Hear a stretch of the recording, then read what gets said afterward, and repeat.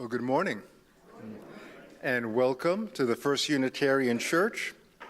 Our service today will examine the intellectual life, which some will find intimidating and others probably quite boring. But I hope we can have some fun this morning examining the many facets of intellectualism and trying to gain some insight on what it really means and its function in society. Our opening and closing words this morning are from my mentor, the Reverend William Sloane Coffin.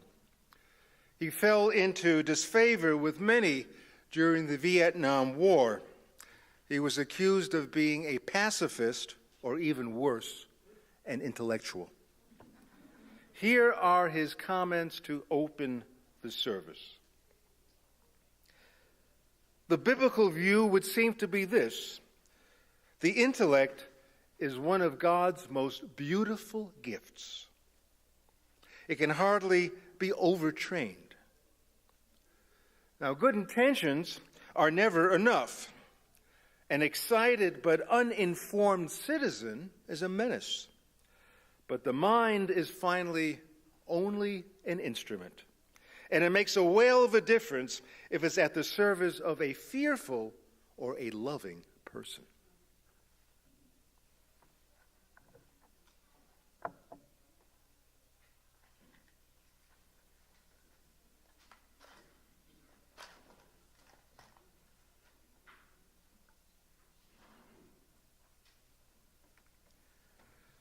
Symbol of light and of knowledge, symbol of warmth and freedom.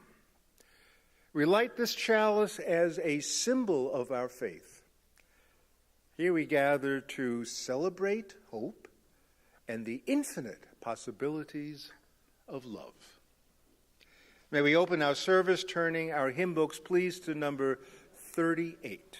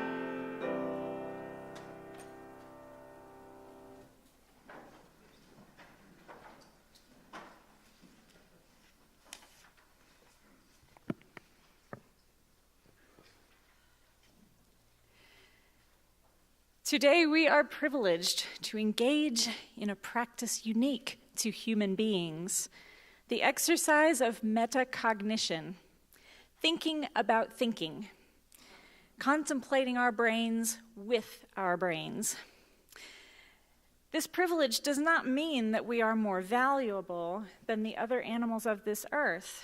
Rather, it indicates a greater responsibility to them. And so, I invite you into an even more specialized human state, a spirit of prayer, meditation, or reflection, in which we join our minds together to apprehend a grander mystery. May we recognize the gift and burden of having minds that think.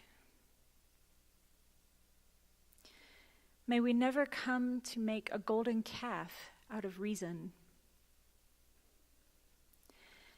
May our minds be free from addictions and paranoia.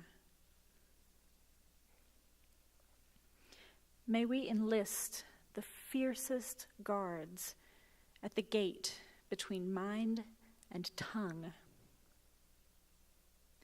May we be anchored by memory and never enslaved by it. May we be alert to what is false without clinging too tightly to what seems true. May we be attuned not only to what is rational in the mind, but also to what is rational in the heart.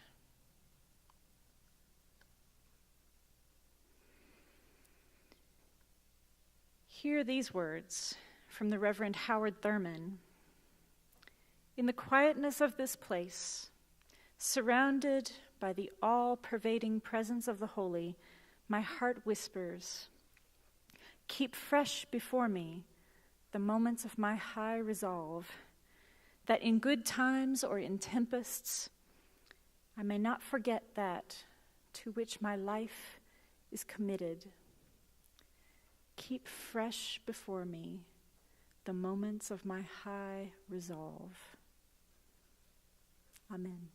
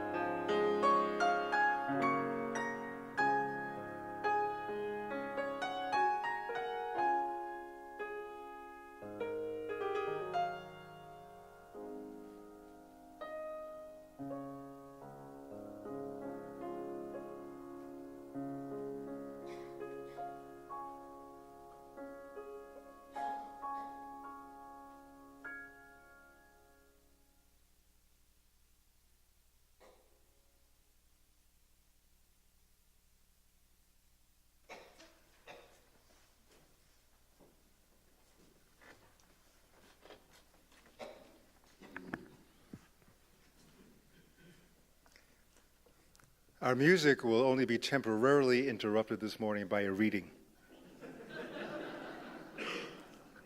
I'm sorry, but the program says I need to do this. Let me start by asking, how many of you know the fourth Unitarian Universalist principle? Are you in the right place this morning? With the help of Paige Getty, our author of this morning's reading, we're going to tackle the fourth principle. She is the UU minister of our church in Columbia, Maryland.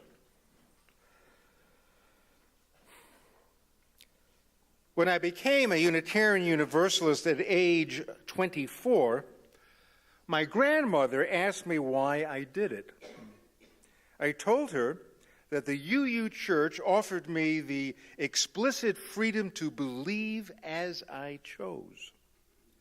Well, in response, this woman who had attended the First Christian Church every Sunday for most of her life said wisely, "People do that anyway, dear." Go, Grandma. People may do it anyway, I thought, but I certainly wasn't encouraged by my prior church to think and act so freely.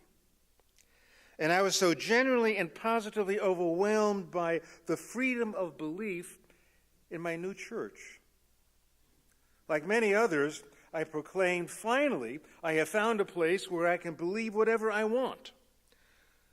These words are the quintessential Unitarian Universalist newcomer's claim and a great frustration for the religious professional. I can believe whatever I want is almost as helpful as a description of our faith, such as Unitarian Universalism is the religion that believes in nothing. In the ensuing years, I have thought more about my answer to my grandmother and have realized that my conversion, I love it using the word conversion to Unitarian Universalism, I realized that my conversion was based on something deeper. I found a church demonstrating a true commitment to one of its principles, not only to affirm, but to actively promote, here it is, the fourth principle, a free and responsible search for truth and meaning. In my first Unitarian Universalist congregation, the people were critical without being dismissive, and doubtful without being blasphemous. They were curious and dedicated and alive. They were alive in a way I had not witnessed or experienced before. A year and a half after joining that congregation, I entered seminary for reasons I could not express in words, but which I knew in my heart I had to do it. I've been working on the why ever since. So this fourth of our 7 principles is a loaded one. It's tempting to focus on the freedom part or the search part without looking at the principle in its entirety. We mustn't wave the flag of our religious freedom and the free search without committing ourselves to be responsible in the endeavor, without responsibly considering what makes true true or what makes meaning meaningful. Without responsibility, a free search for truth and meaning is potentially narcissistic and destructive. It is our sense of responsibility that calls us to consider our relationships within the interdependent web of existence and the consequences of our beliefs, which, if worth anything, will lead to action. If we are to actively affirm and promote a free and responsible search for truth and meaning, we must be deliberate and diligent in our living. As persons of faith, we accept responsibility for our own actions. We are honest about our assumptions and biases and are at all times open to the truth that life holds out to us. And in response, we are willing to act on that truth and to evolve in a world, take my glasses off, There we go. That's so much better. To evolve in a word and deed and to live our convictions. In this effort, I'm inspired by the admonition of St. Francis of Assisi. Preach the gospel at all times. If necessary, use words.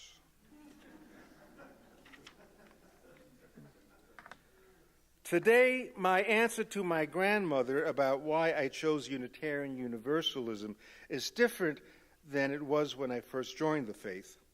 I was initially drawn towards the freedom it offered.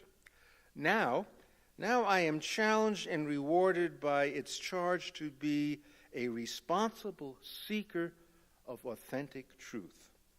And so I'm a Unitarian Universalist, a person of religious conviction who freely seeks truth wherever it may be found, through ancient and contemporary texts, through the words of great and humble prophets, through the earth's natural wisdom, and through my own intuition and rational insight, and who strives to be responsibly to enliven that truth in my every word and deed. May my life be a genuine embodiment of that faith.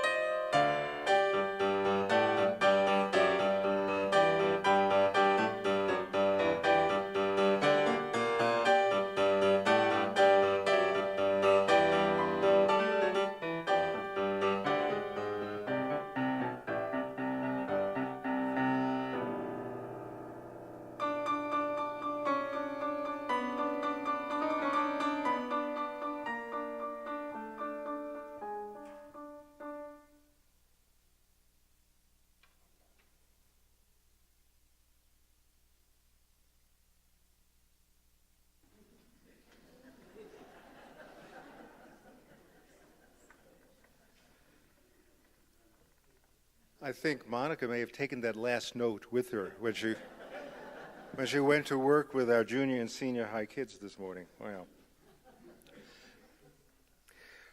Please take a look at your order of service. It, again, is a reminder of just how active a congregation we are. We cover everything from working on our sanctuary, working for gardening, all sorts of discussion groups.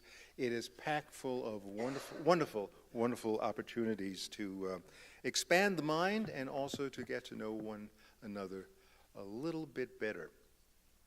Just want to bring a couple of things to your attention. One is that tomorrow night, from 7 to 9 o'clock in Elliott Hall, we're going to do two things. One is we're going to celebrate the people, the men and women who have joined our church in this church year, and also provide an opportunity for all those who are thinking about membership to come tomorrow night, maybe learn a little bit more, and have the chance to sign our membership book and actually become a card-carrying Unitarian Universalist. So that's going to be tomorrow at 7 o'clock. If you do plan on coming tomorrow, please help us out and sign at the Congregational Life table so we know how much food to supply you with and how much wine. And we find that the more wine we apply people with, the membership grows just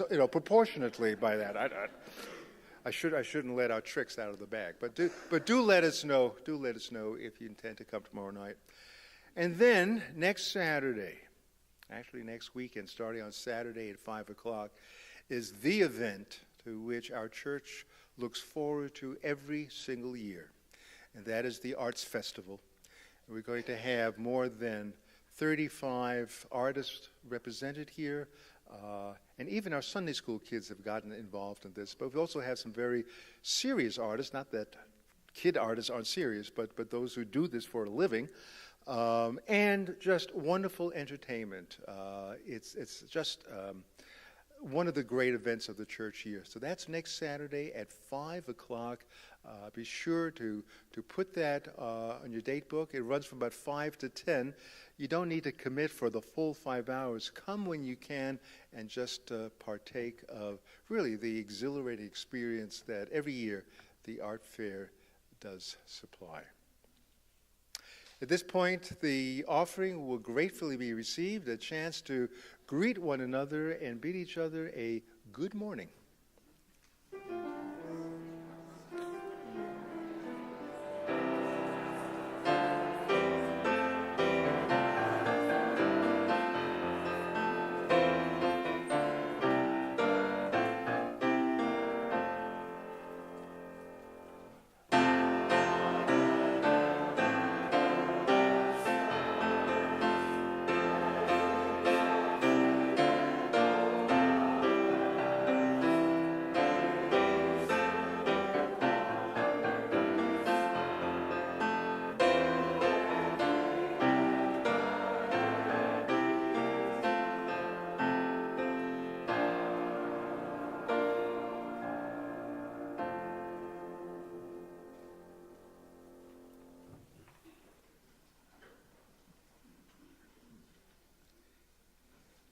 Well, my mother revered intellectuals. As an adolescent who, wanted to please his mother, I had ambivalent feelings about pursuing the intellectual life. First, I felt utterly inadequate to the task. I had not been blessed with the gene that enjoyed venturing into esoteric disciplines only to spout facts that had nothing to do with real life or anything anybody particularly cared about. I never owned a tweed jacket with patches at the elbow. Some of my friends did, and I thought it silly.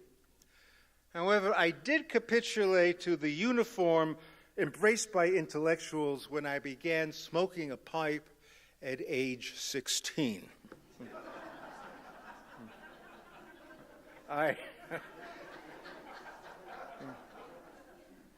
This is not a confessional box, is it? No. I was sure it elevated me a notch or two on the scale of pomposity.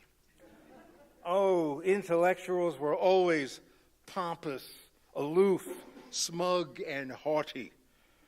As I tried to expand my vocabulary and sophistication, I never really felt at home with my stereotypical interpretation of the intellectual life. A huge shift in my approach to intellectualism occurred when I was 19 and a zealous supporter of Gene McCarthy's candidacy for president. Although he bore the title intellectual, which undoubtedly hurt his chances, he resonated with the very core of my being by addressing issues of social inequity and espousing what at that time was referred to as ecumenism, from the whole idea of ecumenical, all religions coming together. He was a great supporter of ecumenism. He was anchored in the liberal arts and thus able to speak eloquently in merging social justice with political morality. He was unapologetically for peace. With that said, what really awakened me to intellectualism came when, in an interview, G. McCarthy was asked to define an intellectual. And I'll never forget it. He said an intellectual was one who could converse easily with children. Wow. I thought, oh, that's a good one, Gene. You know, it's a little snippy, don't you think? Rather dismissive of the person interviewing you. You seem unwilling to engage in further conversation about intellectualism, which his adversaries used as a weapon against him. The deeper his rivals cast him in the mold of everyone's worst image of intellectualism, that is, standing aloof from real-life concerns, the harder it would be for him to capture the nomination. So McCarthy reduced intellectualism to what most people would consider a pretty strange idea: the ability to be understood by children.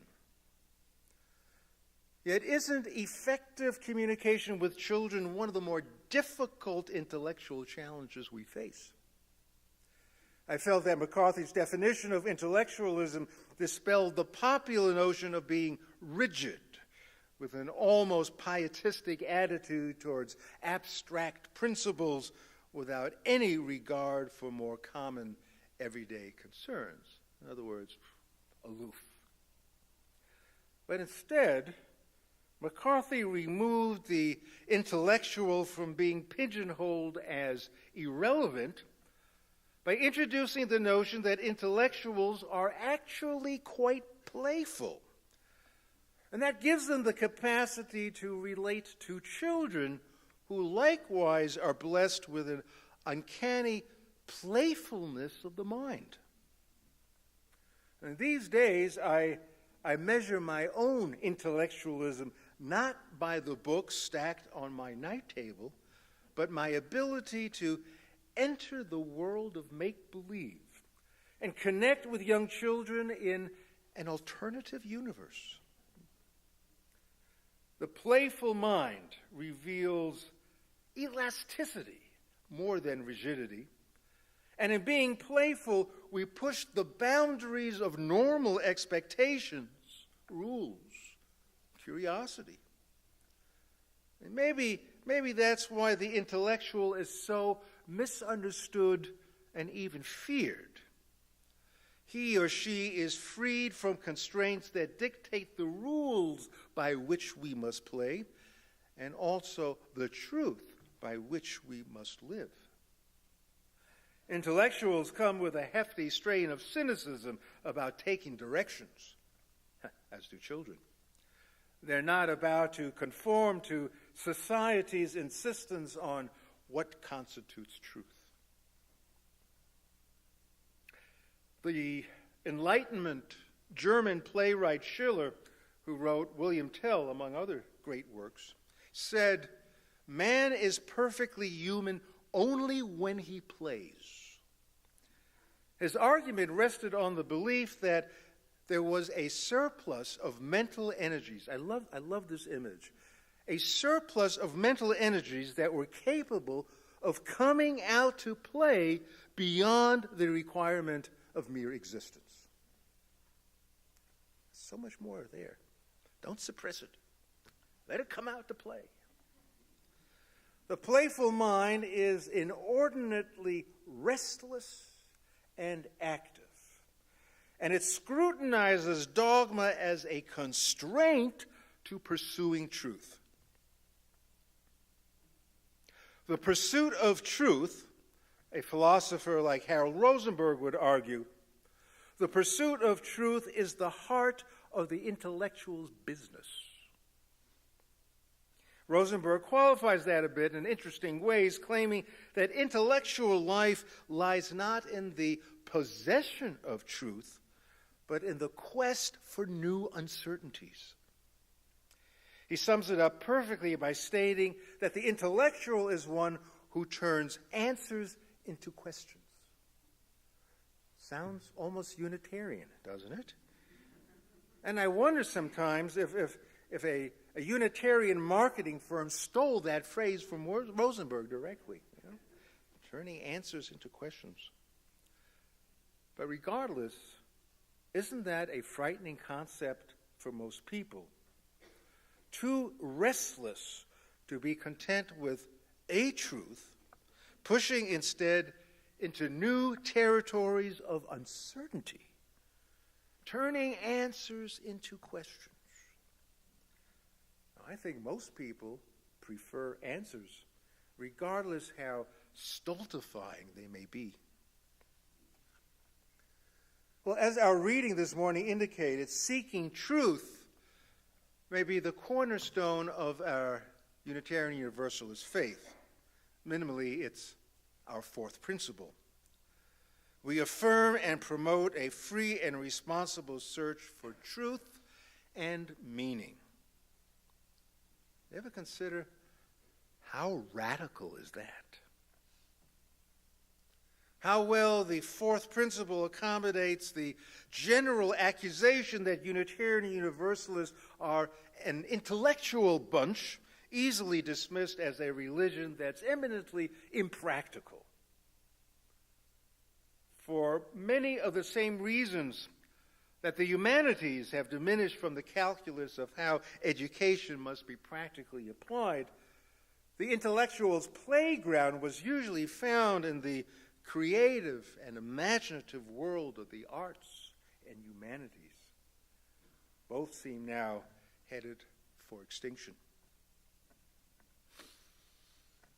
Now, in the populist culture that emerged with the victory of Donald Trump almost 2 years ago, feels like 20, we have witnessed a stunning repudiation of intellectuals and their values.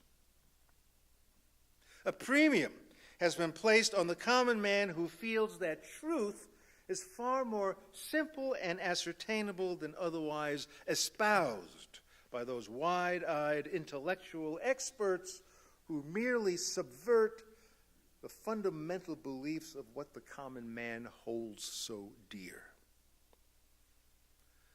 The intellectual, long the object of suspicion, resentment, distrust, largely because of his or her association with moral protest. The intellectual has now been essentially retired as an expert in, well, just look what's before us. He's retired, or she is retired as an expert in diplomacy, environmental degradation, consumer protection, minority rights, immigration, every imaginable aspect of society where politics are held to a moral standard. Gene McCarthy's insistence on merging justice with political morality would fall on deaf ears again today. The first thing that the administration did when in office, what did they do? They declared war on truth. The invention of fake news undermined the integrity of news organizations. Alternative facts were delivered with a straight face. An abundance of carbon dioxide in the air, well, it won't harm you. Undocumented Mexicans are rapists. You know that millions of people are guilty of voter fraud. Tax breaks actually help the poor, etc., etc. A responsible search for truth is conspicuously missing. From the beginning, the term intellectualism meant exactly what our fourth principle intended, the responsible search for truth. The word first arose in France at the time of the Dreyfus case, when the intellectual community widely protested the conspiracy against Dreyfus as hatched by reactionary forces. There was those groups called intellectuals that said, this is ridiculous, we've got to pursue the truth, we've got to get to the bottom of it, see what really happened, the truth.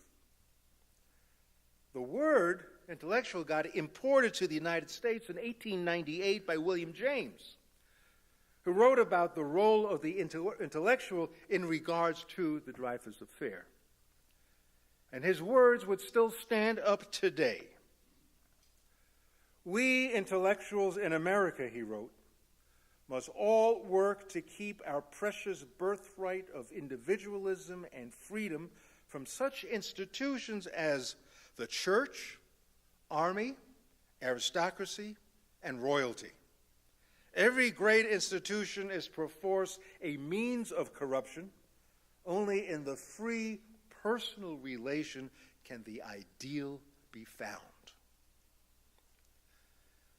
What's so mind-blowing about this is that the first use of the word, first time we let intellectualism touch our lips in this country, was linked, and I guess it'll be linked forever, to a radical anti-institutional purpose.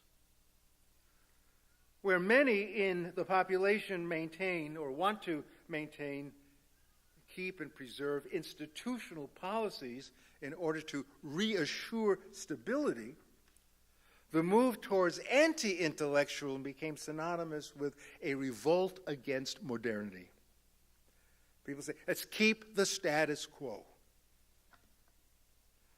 The intellectual has historically led our country, or perhaps more accurately, pushed our country into the acceptance of change, whether in religion, literature, art, morals, racial equality, public law, sexual mores, Darwinism, Freudianism, Marxism, just the overall view of the purpose of education.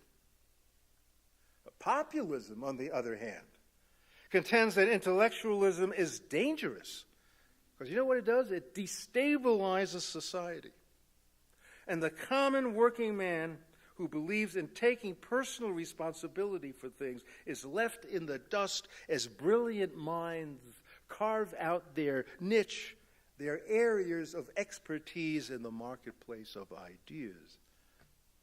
Common man gets lost. And so there's this sensed gap between intellectuals and the people. Now this was felt acutely when Adlai Stevenson ran against Eisenhower, sometimes billed as the race between the egghead and the fathead. You have to be a certain age to understand that. Eisenhower was conventional and relatively inarticulate. He was down to earth, as people like to say, espousing values that resonated with working white Americans. Stevenson, on the other hand, the last Unitarian to seek the presidency, was dismissed as an oddity. The populist mindset today, and during that presidential race in the 50s, and even before that, believed in what is called the omnicompetence of the common man. Omnicompetence. Let's look at that for a second. It was believed, and still is, that the common man could, without much special preparation, pursue the professions and run the government.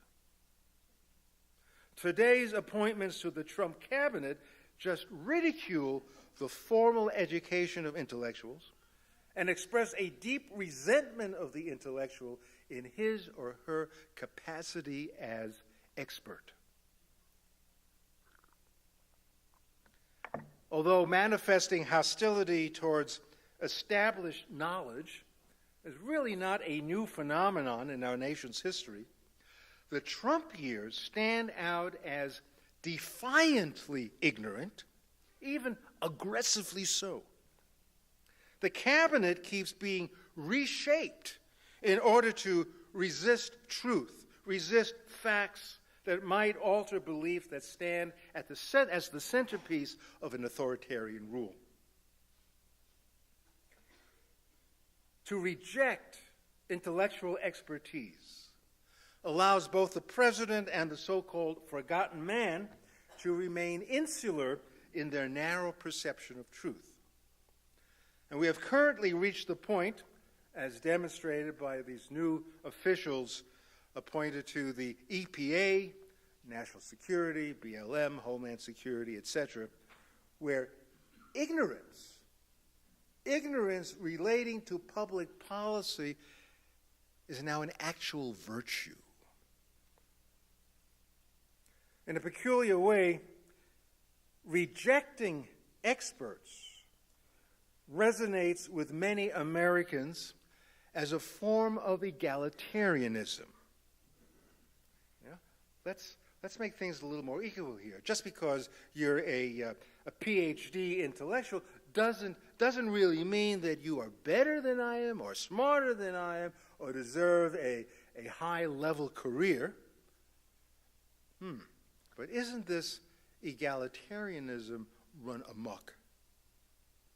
Our present age reinforces the disdain for experts by electing a president with less experience in public service than any president in the history of our nation. We live today in an age of ignorance. When Fox and Friends is all you need to guide public policy, I tremble as to where this may all lead. The American egalitarian philosophy falls apart, according to political scientist Tom Nichols, when he recently wrote, this idea that we really don't need experts is the kind of illusion that we can indulge ourselves in until something terrible happens. Everybody wants to second-guess their doctor until their fever hits 104. You don't see a lot of people in emergency rooms arguing with their doctor. But you know what even rattles me more is a 1999 research, social science research, and they came up with a title for this. It's called the Dunning-Kruger effect. It's absolutely amazing. It holds that the less competent people are, the greater the belief that they tend to have in their own competence. I know some people like that, as a matter of fact. It feels like a vicious cycle from which we cannot escape. But still, somehow, the Democrats are joining Republicans in fostering the idea that knowledge and training ultimately do not matter in politics. I mean, I love Oprah, but would feel kind of nervous if she ran our nation, although considerably less nervous than I feel now. I always liked Cynthia Nixon as an actress in Sex and the City. I wish she would stick to acting rather than run for governor of New York. Now, I'm no fan of Andrew Cuomo, and I like Cynthia Nixon's progressive ideas. But what may feel like a candidate being emotionally pleasing still reflects a high disregard for expertise. Now, a month ago, Frank Bruni wrote for the New York Times, in politics, in medicine, in social science, in economics, and so much else, rigorous training and painstakingly earned knowledge matter. They are not badges of elitism. They are proof of seriousness. At the heart of anti-intellectualism is the belief that we are all peers. It's difficult to argue against that while still upholding our first UU principle that we believe in the inherent worth and dignity of all people. But doesn't a distinction need to be made between different levels of competency, or shall we say seriousness, and the need for human rights to be applied universally? I mean, working to reduce the gross inequities in society honors the worth and dignity of all people. However, the belief that we are all peers intellectually, even if the internet allows us to gather our own preferred information, the belief that we are all intellectual equals bottom line, is completely reckless. Our current political morass, I think, offers evidence of precisely this kind of recklessness to which we are exposed and living right now through this amazing dearth of expertise.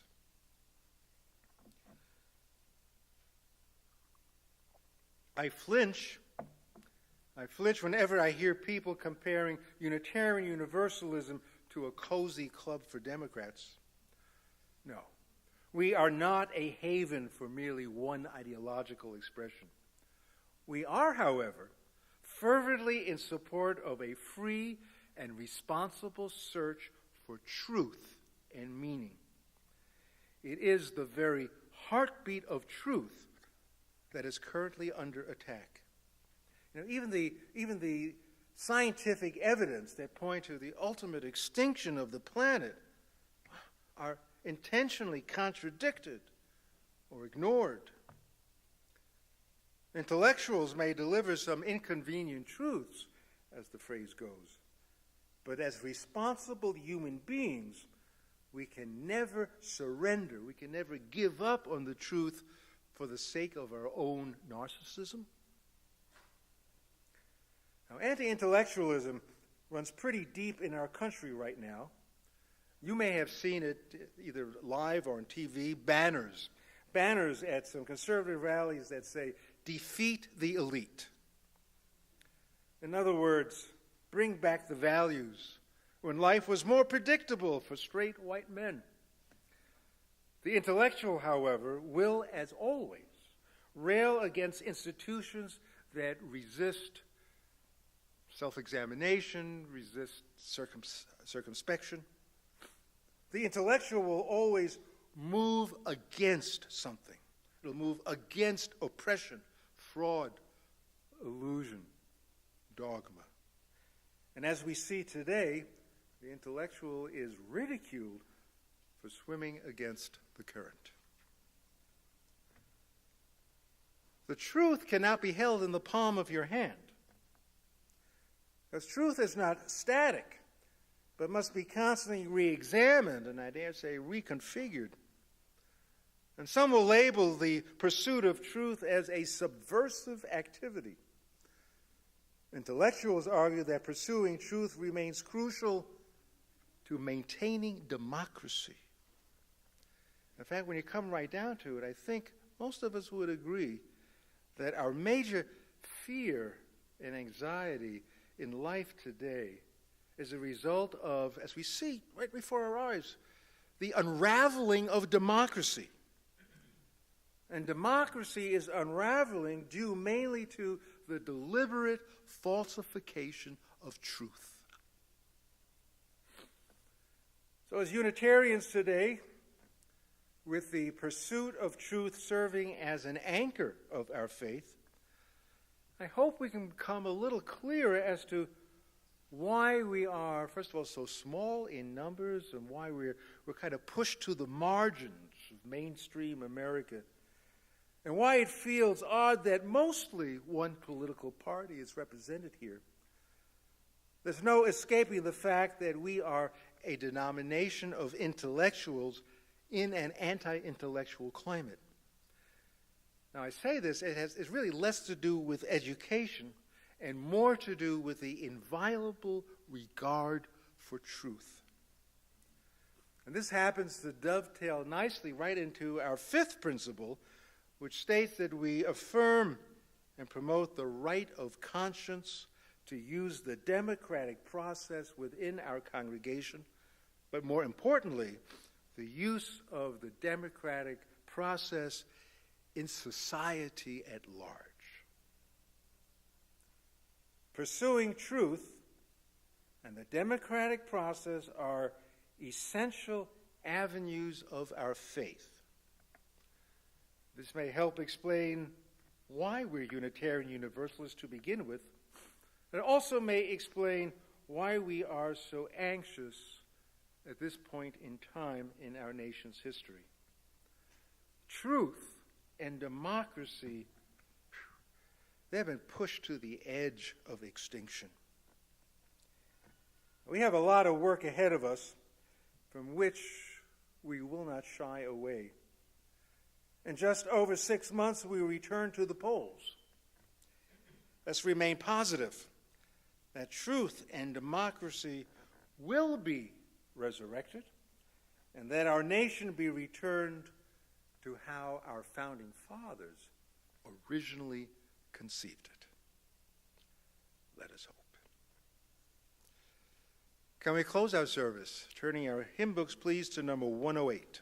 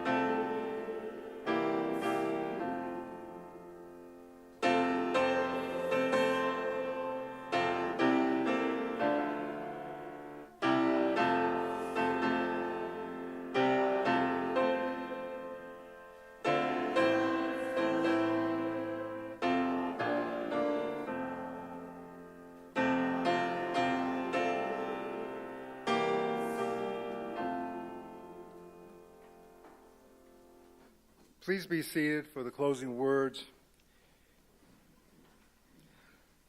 Truth does not come painlessly. St. Paul said, truth can make you free, but first it makes you miserable.